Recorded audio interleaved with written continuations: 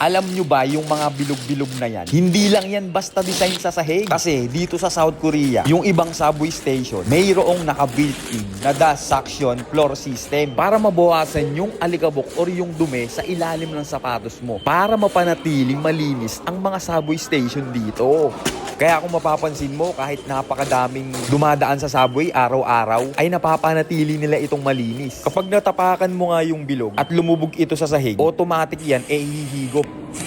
Parang iba-vacuum niya yung ilalim ng sapatos mo. Basic lang to sa mga Koreans. Simpleng bagay lang siya kung tutuusin. Pero ang laki ng impact sa pamumuhay ng tao sa araw-araw. Imagine mo kung sa Pilipinas merong ganito. Ang laking maitutulong nito pagdating sa kalinisan. Lalo na sa mga matataong MRT, LRT stations. Dito sa Korea, kita at ramdam mo talaga kung saan napupunta yung mga tax ng tao. Yung tipong kahit simpleng sahig lang, iniisipan at gagawan nila ng paraan kung paano magiging mas malinis, mas maayos, at magiging mas convenient sa mga tao. Galing talaga dito sa South Korea, no? Wala sila mapaglagyan ng pera.